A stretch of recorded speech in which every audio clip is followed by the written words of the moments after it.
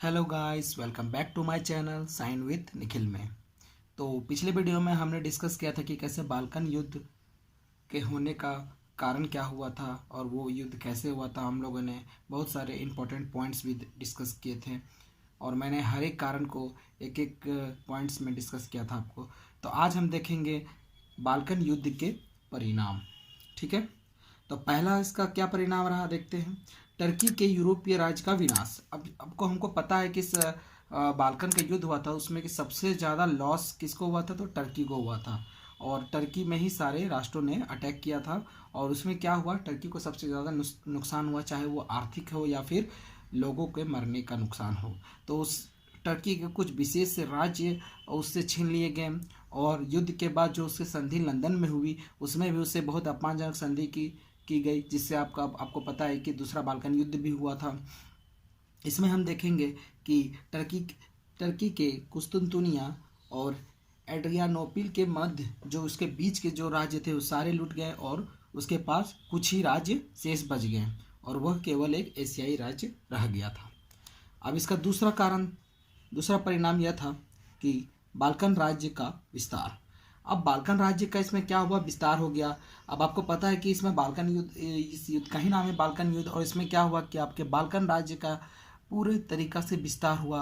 उन लोगों ने बहुत सारे लूट मार किए, अपने राज्यों का विस्तार किया, संधि के रूप में भी उन लोगों ने राज्य को छीना और अपने राज्य को और भी आगे बढ़ाया। इसमें क्या हुआ, सर्बिया और ग्रीस को प्राप्त हुए। इसमें इस युद्ध में क्या हुआ कि सर्बिया और ग्रीस को बहुत सारे लाभ प्राप्त हुए। ठीक है, और ये राज्य के आय भी दुगना हो गए और उनके क्षेत्र भी दुगने हो गए। ठीक है, मोंटीनीग्रो का राज्य पहले से दुगना हो गया, रोमानिया का भी विस्तार हो गया था। और सबसे ज़्यादा इस युद्ध में कि कौन से राज्य ने भाग लिया था, तो वो था बुल्गारिया, जिसको सबसे ज़्यादा नुकसान उठाना पड़ा था और उससे अपनी जान माल की भी हानि हुई थी। तो बाल्कन राज्य का इसमें क्या हो गया था, विस्तार हो गया था। इसका दूसरा परिणाम यही है कि इसमें सारे राज्यों का अपना अपना विस्तार हुआ, सभी ने अपनी अपनी हिसाब से और संधि के द्वारा बहुत सारे राज्यों को लूटा और अपने क्षेत्र को दोगुना किया। तीसरा, ईर्ष्या तथा द्वेष में वृद्धि। अब आपको पता है कि इसका एक कारण था युद्ध का कि गैर ईसाइयों और जैसा आप बोल सकते हैं गैर ईसाई या फिर गैर टर्की और या टर्की के आम नागरिकों के बीच में बहुत सारे मतभेद हो गए थे। और इस युद्ध के बाद ही ये मतभेद और भी ज़्यादा विकसित हो गए। क्या हुआ कि एक राज्य ने दूसरे राज्य को हराया, तो इससे जाहिर सी बात है कि अब उसमें और भी जलन पैदा हो जाएगा, क्योंकि उसमें हार हो गई थी किसी एक का।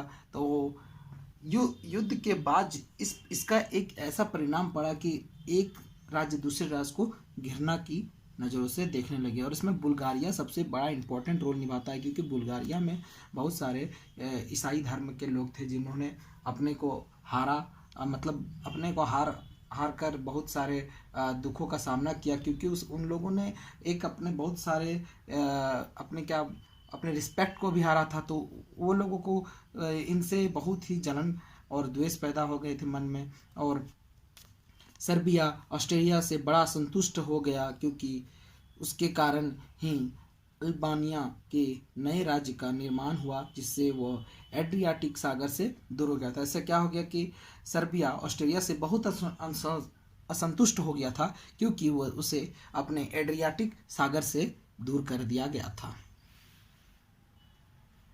इसका चौथा कारण है जन धन की हानि। अब आपको पता है कि किसी भी युद्ध हो, कोई भी युद्ध होगा तो उसमें जन और धन की तो नुकसान होना ही है। और यही हुआ इस युद्ध में भी कि इसमें बहुत सारे लोगों की जानें गई, बहुत सारा धन भी खर्च हुआ। अब इसमें एक अनुमान क्या लगाया गया कि उसमें लगभग 25 करोड़ पाउंड खर्च हुए और 3,48,000 व्यक्ति मारे गए थे। कितने लोग मारे गए थे, 3,48,000 लोग मारे गए थे और 25 करोड़ पाउंड खर्च भी हुए थे युद्ध में। और उसमें बुल्गारिया का सबसे ज़्यादा रोल रहा था, तो उसका भी सबसे ज़्यादा लॉस हुआ क्योंकि वही युद्ध हार गया था। तो बुल्गारिया को सबसे अधिक हानि हुई, क्योंकि उसके 1,40,000 सैनिक मारे गए और 80 लाख पाउंड खर्च भी हो गए थे। उसके अपने 80 लाख पाउंड खर्च हुए थे। सोच सकते हैं कि आप कितने बड़ा रकम है ये। और इससे बुल्गारिया को भी बहुत आघात पहुंचा और इसका ये भी एक परिणाम है कि बहुत सारे जनधन की हानि भी हुई थी। इसका पांचवा और सबसे अंतिम और सबसे इम्पॉर्टेंट है इसका परिणाम प्रथम महायुद्ध के लिए उत्तरदायी। अब इसमें क्या हुआ कि ये तो युद्ध आपको पता है 1912 से 1913 तक चला था और उसका प्रथम विश्व युद्ध हुआ था 1914 में स्टार्ट हो गया था 28 जून को 1914 को। तो इसमें क्या हुआ कि एक राष्ट्र ने दूसरे राष्ट्र बहुत ही ज़्यादा दुश्मनी की भाव को रखने लगे और एक दूसरे से वे लोग बहुत ही द्वेष की भावना रखने लगे। इसमें क्या हुआ, यूनान, सर्बिया, बुल्गारिया, टर्की और ऑस्ट्रेलिया, रोमानिया आदि राज्य असंतुष्ट हो गए थे युद्ध हारने के बाद और वे कोई ना कोई तलाश कर रहे थे मौका कि वो अपने इस अपमान का बदला ले सके। और ये उनको एक प्लेटफॉर्म मिला प्रथम विश्व युद्ध का, जिसमें वो एक दूसरे के साथ बदला लेने का प्रयास करने लगे।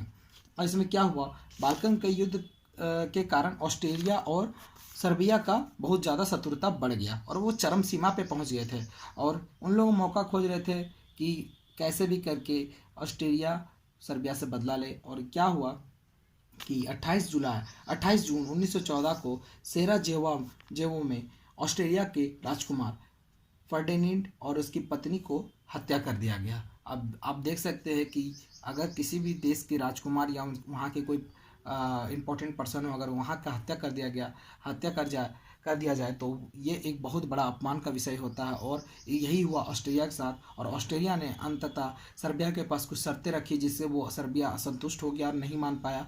और क्या हुआ, अंततः 28 जुलाई को 1914 को आपका ऑस्ट्रेलिया ने सर्बिया पर आक्रमण कर दिया और इसी प्रकार रूस ने सर्बिया का साथ दिया और जर्मनी ने ऑस्ट्रेलिया का साथ दिया और इसी प्रकार धीरे धीरे करके सारे बड़े राष्ट्र इस युद्ध में कूदते गए और प्रथम विश्व युद्ध का श्रीगणेश हो गया।